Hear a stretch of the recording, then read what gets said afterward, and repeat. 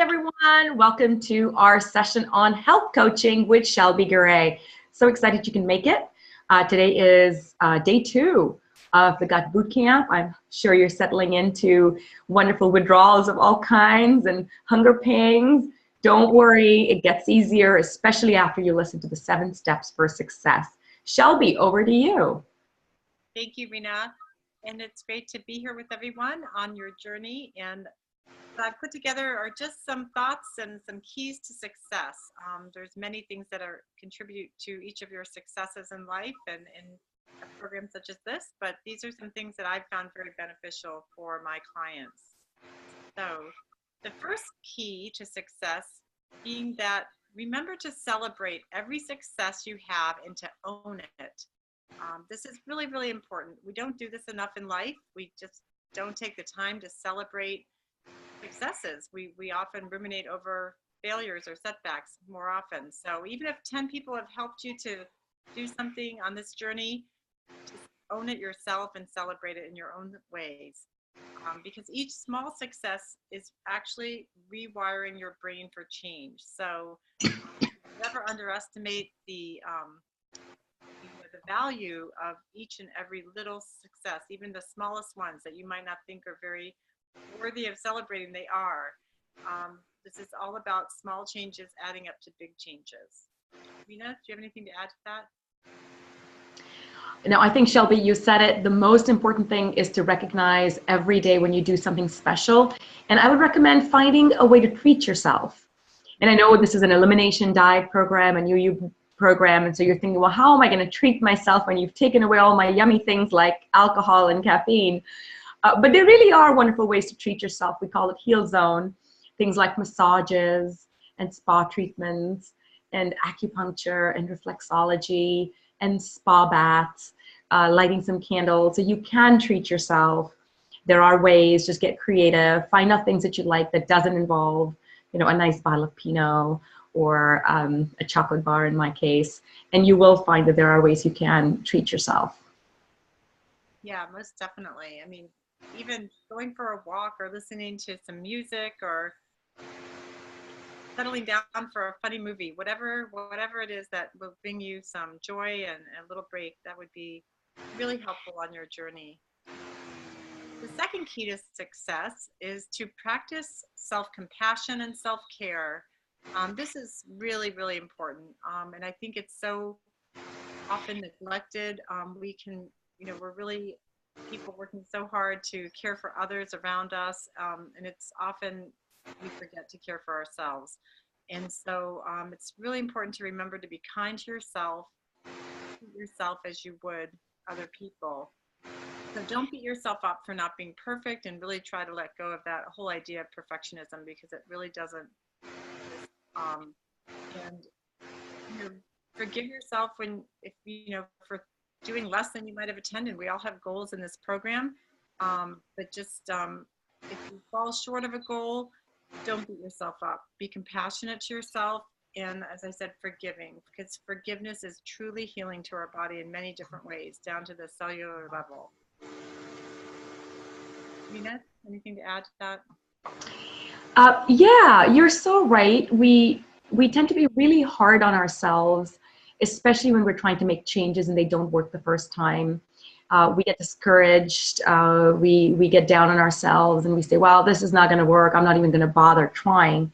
And I heard a wonderful quote which said that success is nothing more than a bunch of failures that didn't make you turn back. And I love that. So I wouldn't even say it's a failure. You tried something. So let's take no snacking, right, in this program. No snacking, only 2 meals ideally. Maybe a third meal is just a heavy chai milk tea. So let's say you're having a hard time with that, right? Let's say you had your lunch and now it's 3 and you're starving, and you reach out and you have, let's say in my case, a cookie. So you're going to say, oh my God, I can't believe I had a cookie 10 minutes after you ate the cookie, of course, because while you're eating the cookie, you're really happy you're doing it. Excuse me. And then you're going to have to make a decision. Are you going to continue the program despite the fact that you had a cookie at 3 when you really shouldn't have? Or are you going to say, well, I just don't have the willpower. I just can't do this. And success comes from not giving up. Success comes from saying, oh, well, that was just one time. I'm going to try again. I'm going to try no snacking as of right now. So my suggestion to you is anytime you fall into not following the program completely, meaning eating something that's on the elimination list or snacking or sleeping at 1 a.m., don't beat yourself up on it, exactly like Shelby said. Say, well, that's today. Tomorrow is going to be better, and I'm going to be better prepped for it. And then go back and go, why did I get hungry? What did I not eat enough of? What did I not get enough fat in me? Did I not eat enough quality? Did I not eat enough quantity? Because those are the three things that make us hungry. You didn't get quality food. You didn't get nutrition. You didn't get enough quantity. Your body needs more, and you're maybe on a diet, which, as we mentioned, this is not, because you can't be on a diet and be healing at the same time. Or did I just not get enough fiber and fat?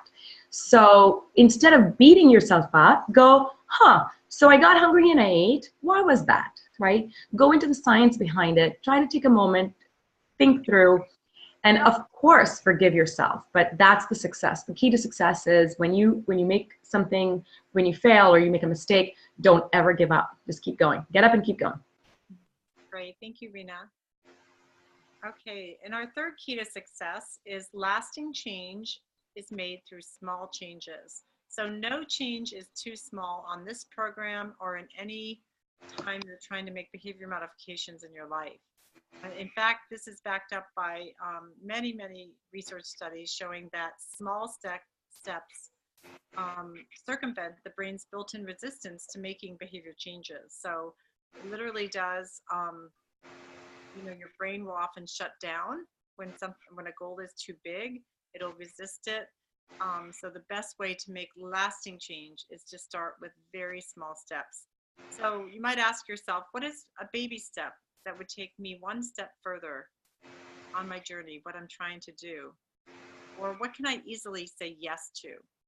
Don't underestimate that power of a very small baby step. They will add up to big changes. What a great point, Shelby. Sometimes we feel if we don't do everything at the same time, or we don't make big changes, that it's just not worth the program. The reality is, if you've ever read Malcolm Gladwell's Tipping Point, it's tiny, tiny changes, like sleeping at 10 instead of 10:30, or doing a 2-minute meditation versus not doing a 2-minute meditation. It could be literally that one tiny change that creates a sea change in your body. Our bodies are very, very finely tuned and very sensitive to even the minor changes, even though we don't realize that. So during this program, we're asking you to make a lot of different changes, but we're also powering you to decide what changes to make.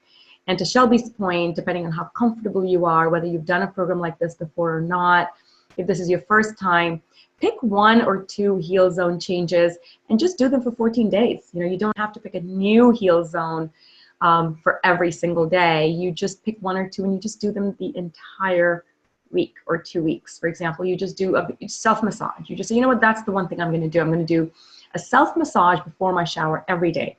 Or I'm going to do an Epsom salt bath with candles and soft music in the evenings. So little tiny changes can make significant impact to your life. Just keep that in mind. And be proud of those tiny changes you make. Sometimes we tend to appreciate the little things we do. Appreciate those little things. Yeah, absolutely, and celebrate those. This always brings to mind to me something that my own daughter did. She was trying to start running, and a lot of people I know who try to start running, they start out and thinking they have to go out and run 2 or 3 miles at a time. And they might do that for a couple days or a short while, but before they know it, it's just too tiring and exhausting because they haven't built up that stamina. Well, my daughter set up her own program, and she just literally would come home from school in high school and she would go out for 1/8 of a mile and turn back. And then she would do that until she felt comfortable. And at some point she'd go out for 1/4 of a mile. She'd go a little further. And would come back. I mean, she'd be back home in 10 minutes often.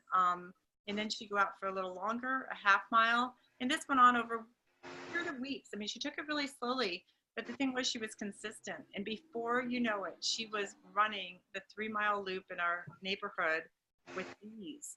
And she was doing it every day, and she was staying consistent. And then she literally ran a half marathon, you know, in Wow. 6 or 7 months. And a lot of people, you know, might have said, why is she going out there and just running for such a short amount of time? Like, what's the value in that? And there was so much value in that. And it really, I think, trained her brain, you know, to just feel comfortable and to comfortable with this, you know, the whole change that she was trying to do. And she enjoyed the process rather than it being exhausting and frustrating. And she was feeling good, you know, just getting out there and releasing some stress after school every day. So anyhow, just never underestimate that power of a small step,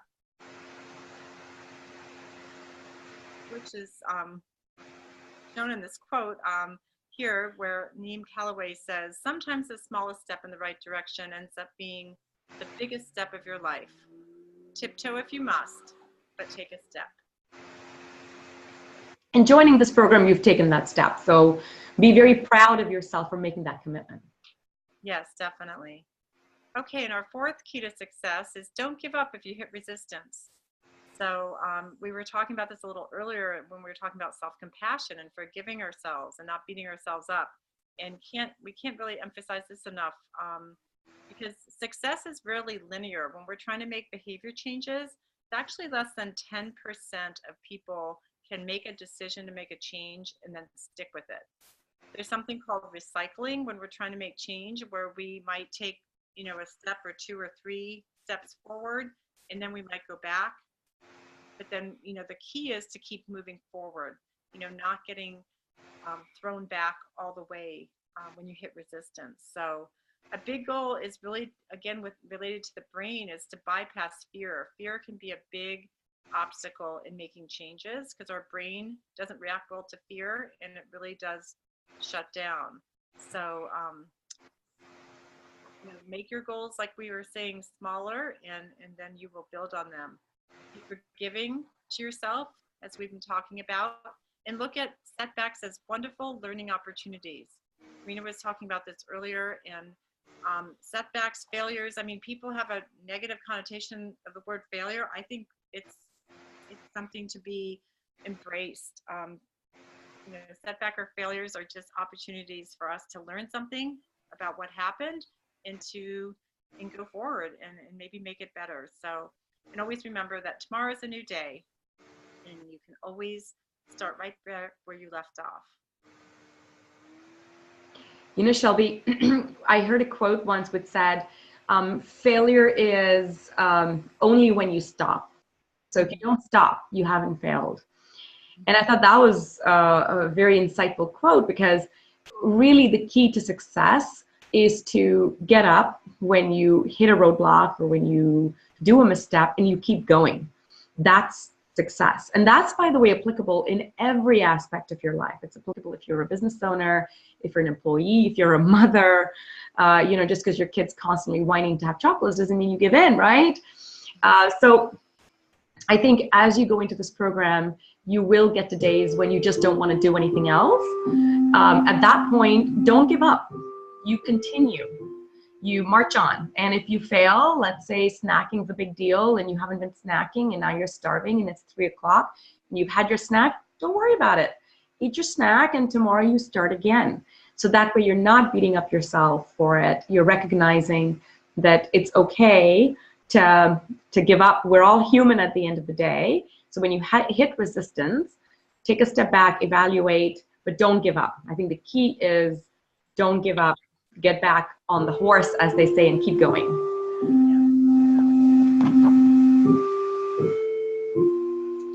Okay, our 5th key to success is to listen to your body, because you know your body best. And this is really, really true. Nobody knows you like you do. Often, though, in our very busy, distracting culture, it's easy to get distracted and not always tune into our body.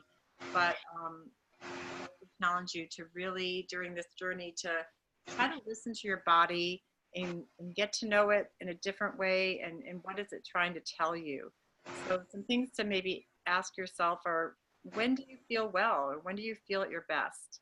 And how do you feel 4 to 6 hours after eating certain foods? Maybe even 2 or 3 days after eating certain foods.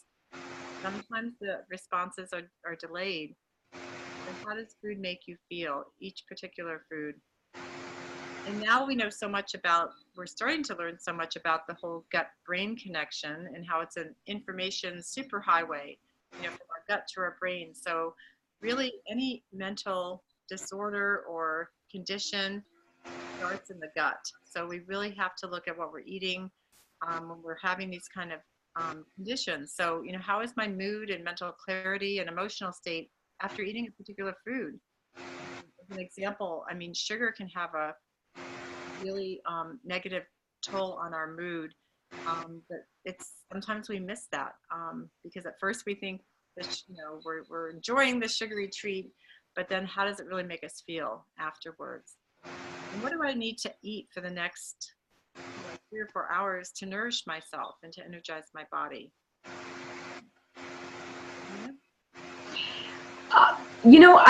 Shelby, this is such a great one in terms of listening to our body. None of us are trained to listen to our body. We are bombarded on a daily basis with the media telling us what to do. There's always a new diet. There's, keto is hot, and then paleo and SCD diet. There's so many diets out there, and there's so many people telling you coffee is good for you, wine is good for you, and it gets so confusing that we really don't have time to just be quiet and listen to how our body feels. Like you said, track 4 hours after you eat. Do you feel energized and awake and good? Or do you feel kind of bloaty and gassy? And do you feel tired?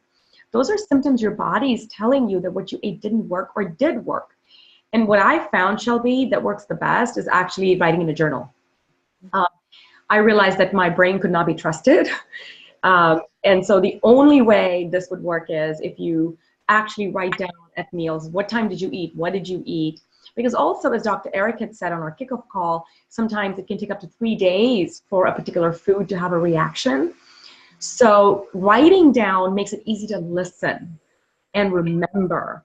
And so if you haven't downloaded and printed the Heal Journal, please go to the site and do that. It's so easy to print. Keep it with you. It's so easy to use. We're already getting positive feedback on that. Or grab your phone, right? Open up the notes tab, open up the calendar.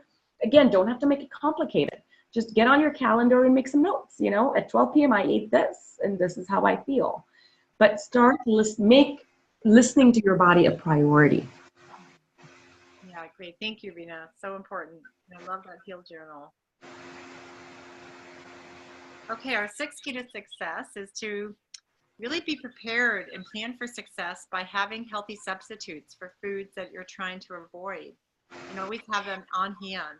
As I think Rena was saying, hunger can be a real challenge, if we, just are brought, hunger comes on quickly and can really take us by surprise. If we don't have something to combat it with, it can really be difficult. So plan for success by being prepared, shopping ahead of time for foods that you can substitute. There's so many wonderful substitutes for foods, and things you can either buy or make yourself. Be creative and be adventurous. This is an opportunity to try new foods that that you just haven't even thought about or even maybe ever tried. So when we stop eating certain foods, I think it's just such a great opportunity to really explore and indulge in wonderful new foods that we've just totally lost track of. One of the questions we've been getting a lot of is, oh, there's no eggs in my elimination diet. However, one of your recipes is eggs. Or I'm allergic to almonds, but you've got almond milk literally in every recipe for desserts. What do you recommend? And we've shared this on Facebook. So if you're not on our Facebook group, please join. There's such fun activities. There's winners being crowned and conversations. Do join our Facebook group. With that said, there's a substitute for everything, and it's a great substitute. So for example, if you're not doing dairy and allergic to almonds, You can do macadamia nut milk or cashew nut milk. It's so easy to do. You just soak 10 to 12 nuts at night. And again, always buy raw nuts, never roasted, salted, because then that deactivates the nut itself. So you buy raw organic nuts, you soak them at night, wash them really well out in the morning, pop 12 ounces of water to about 8 to 10 nuts, and you blend it and you strain it to catch any bigger pieces. And you've got yourself a nut milk, a pure, healthy, full fat, organic, freshly made nut milk. And it takes like 10 minutes. So there's a substitute for everything. You're wanting to make cake, but you can't use egg. It's called flax egg.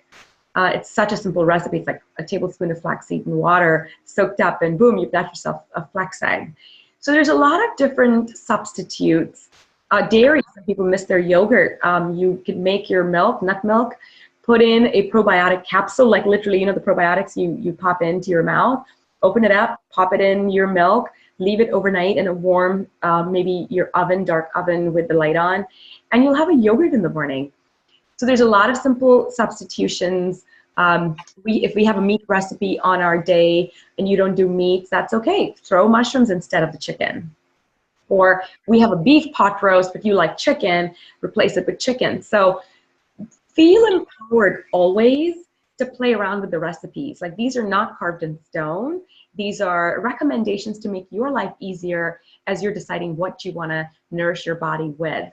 So please stay open-minded to substitutes. There's a lot of substitutes. Coffee is a great one that we're going to talk about next. But yeah, you can do, Shelby, share your coffee substitute recommendation. Yeah, something one of my own health coaches shared with me was to drink dandy blend tea. And it's just amazing. It's made of chicory root and dandelion root.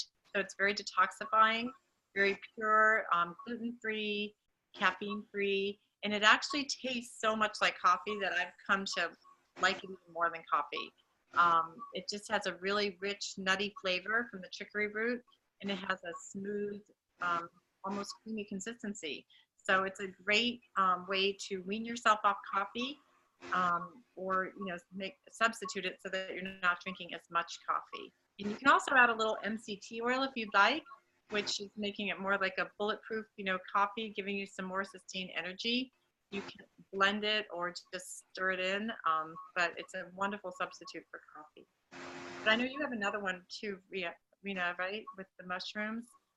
Yeah, chaga mushroom tea.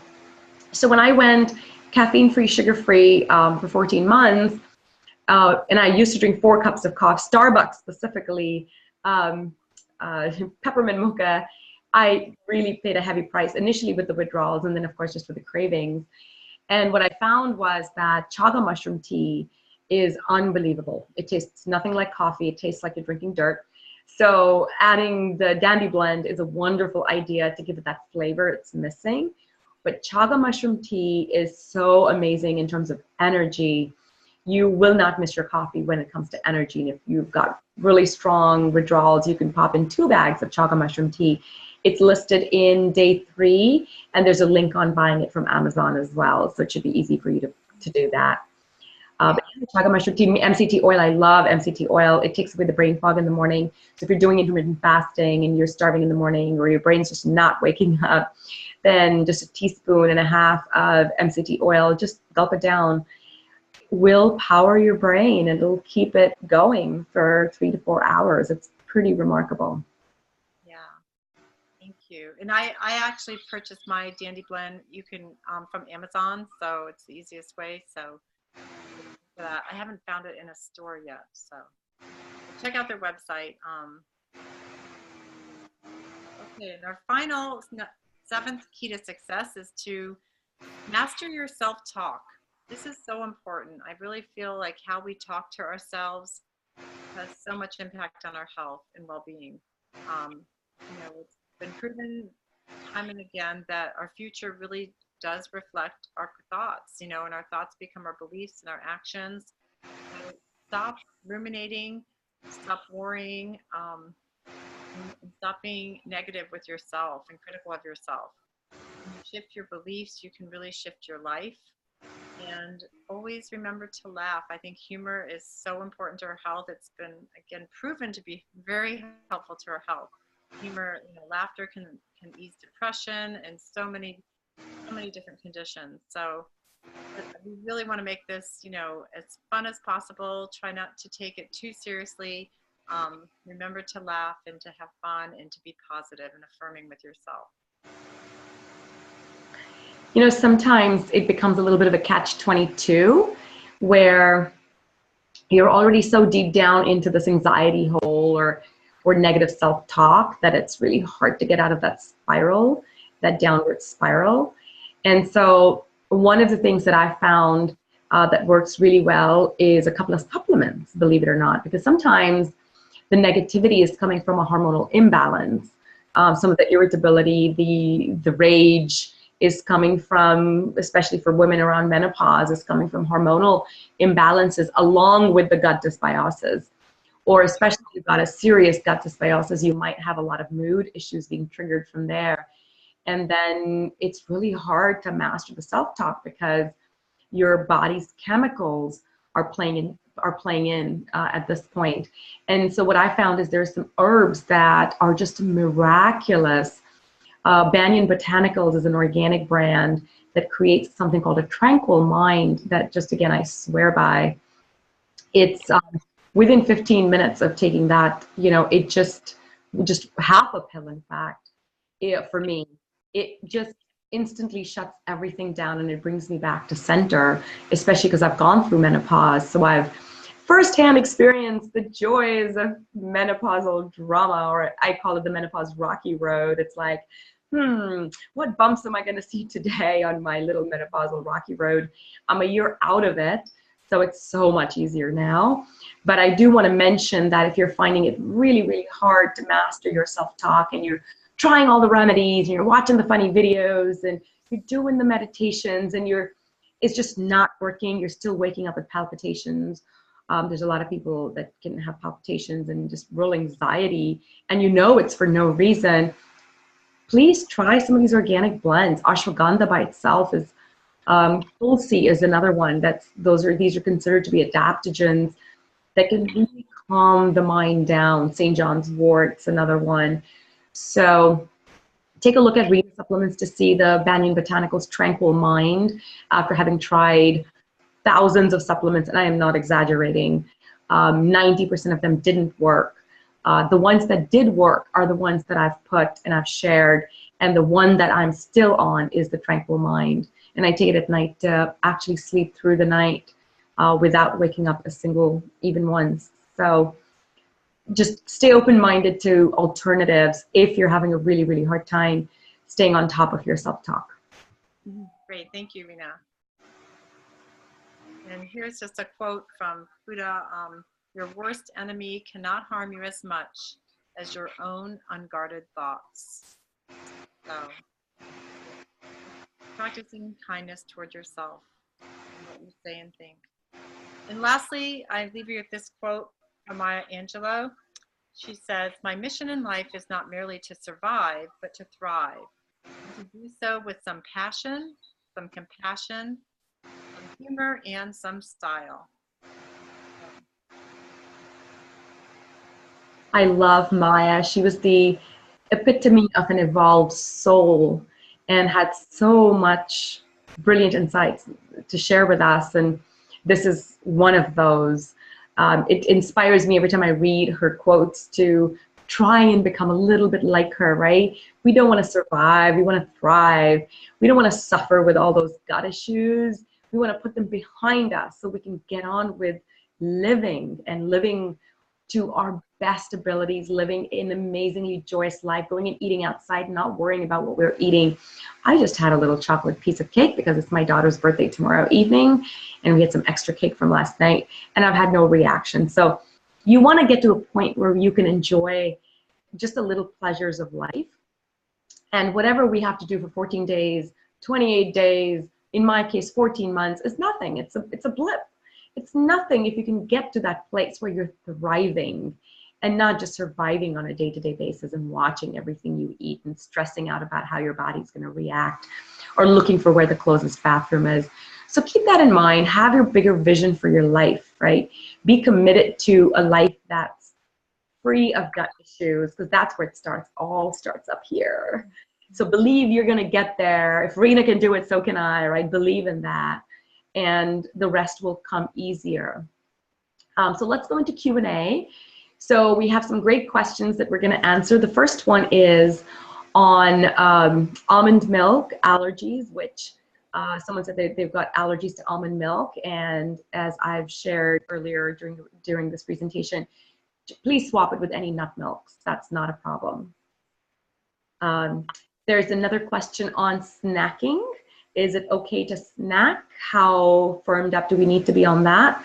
So on that one, I will say it's a mandatory rule. No snacking.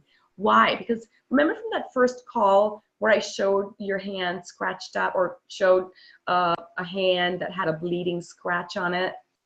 And keep that in mind. If you keep throwing stuff on it, how will it heal? So the number one goal of this boot camp, if there's nothing else, is to give your digestion a rest. Remember, it's meant to be a spa retreat for your gut. Maybe a boot camp for you, but it's a spa retreat for your gut. So with that said, how is a spa retreat if you're going to put snacks in your mouth every hour and put it to work? So I would say, please don't snack. Give 4 hours between meals at least, which means you get a chance to have 3 meals, which also means you can keep eating for about an hour, as we shared. Eat good full meals, right? Eat enough fiber, eat enough fat. If you're hungry, it's because you didn't get enough food in you. Don't diet. That's not the goal of this. This is not a weight loss boot camp. This is a healing boot camp. You can't be on a weight loss diet program and be healing at the same time, because that doesn't work. Your body needs nutrition to heal. So eat a good, nutritious meal. And there's no way you'll be hungry in 4 hours, because your gut's going to be just so busy digesting all those yummy things you ate. So it's definitely a no on snacking. With that said, exceptions are fine. So there's another question around what do we eat on this weekend? We've got a breakfast out tomorrow, and we're going to be going out this weekend. What do we eat? Keep in mind, we're assuming you're going to have exceptions to the rule, right? So 80-20 rule. I'm assuming that on the weekends it's going to be really hard for anyone to follow I eat my lunch at 11 and I eat my dinner at 5 or 6 and I go to bed at 10:30. Like, it's not happening on the weekends, and that's fine. That's okay. Your gut's probably, if you've given it the full break it needs for 5 days, it can handle a couple of days of the rocky road. So if you've had a snack on one day, it's fine. Don't beat yourself up on it. Have your snack. Don't deprive, because remember, we want you happy. So be happy, eat your snack if that's what you need to do, but then sit down and go, why did I need to eat a snack? Why was I not full? And what do I need to change in my next meal? And if I need to go out and eat a breakfast and I'm not eating eggs, then have some veggies. Eat before you go. That's the other recommendation. If you're going to go out and eat, what should I do? Eat something nutritious before you go. So maybe you've eaten 80% of your meal at home and you'll eat only 20% of your meal out. So you're still eating as a social experience, but you'll eat healthier. Like, maybe you'll order a bunch of sides. You'll order a side of spinach and a side of carrots and some quinoa or some rice, and maybe some chicken, and that's a good meal. So that's how you can balance between, if you're going to eat out, what do I do at that point? Shelby, were there any other questions that we wanted to answer? I think we talked about most of them. With some substitutes, like we were talking about earlier, with caffeine substitutes, but I think we covered most of those. Honey and ghee was the other one. If you're waking up tired and you're having all these withdrawals, a 1/4 teaspoon of ghee and a 1/4 teaspoon of honey kind of pulled together, slightly melted ghee, and then just roll it around in your tongue. So don't just kind of pop it in your mouth and swallow it. Just kind of put it in your mouth and just sort of savor it. Close your eyes and just savor it and let it just melt around in your mouth. Take a minute to just absorb it in. And you'll find within 15 minutes it will give you superb energy and satiety. You'll just feel full, like you're not craving, and your mind will wake up too. MCT oil as well for brain fog, and of course chaga and dandelion to give you the little caffeine fix if you're missing that. One of the questions is, oh my God, there's so much cooking. Do I have to cook 2 meals a day? Is there a way to simplify? Absolutely. We wanted to give you options, right? We didn't want to say to you, here, cook the same meal and eat it twice a day and eat it for 14 days. I think we would have scared a lot of you away. So we've given you 50 recipes of all kinds, but some of you are ready to now pull back and say, give me something that I cook once a day, and give me a dessert that I cook maybe once every 3 days, and I just kind of enjoy that. We are going to create a new page called the Simplified Meal Plan. Please take a look at it. It's incredibly simple. It'll give you basically like a little buffet of, pick your grain, here's your grain options. Pick your greens, here's your green options. Pick your meat, here's your meat options. Here's the apple cider vinegar, here's your oil options, here's your herb options. And basically toss it all together in a crock pot, let it cook, and you eat that for breakfast and lunch, or I'm sorry, you eat that for lunch and dinner. And same for teas. You can pick 1 or 2 teas and just do those for 14 days. You don't have to do a different tea every single day. Same goes for meditation, same goes for workouts. We've given you 14 meditations, 14 workouts. Go through the pages, go to the meditations page and check them out. They're just 2 to 3 minute meditations. Go to the workouts page and check them out, and then decide which ones you want to do for the 14 days. So you've got a very structured routine. So you don't have to feel that you have to do different things every day. For some of us, we want variety. And so for them, the day by day works. For those of you who are like, just give me 2, 3 things and I'm just going to do those for 14 days, that's an option as well. And all the options are on the site. Okay. Well, if there's no other questions, then I want to thank you all for attending. Thank you so much, Shelby, for taking the time out and for sharing some amazing 7 steps. We are going to be crowning another winner. So if you're not on Facebook, please join. We're having some fun conversations on Facebook. We're announcing winners there. Joyce and Jim Tate won our crown. Pratima won the crown today for going from misery to mastery. And if you want to learn more about that, you can join the Facebook group. If you don't have Facebook, that's fine. You're not missing anything other than the conversations, because we're sharing all the materials via emails as well as on the website. If you haven't taken the gut quiz, there's a few of you still left. Please finish the gut quiz. We are going to be buddying you up next. So each of you is going to get assigned a buddy to work with you during the program. So each of you has someone to share, talk, complain, whine with, be creative with. So keep a lookout. We should have your buddy lists out for you tomorrow. And until then, keep smiling. Thank you for being part of the program. And we'll talk to you real soon. Bye. Thank you.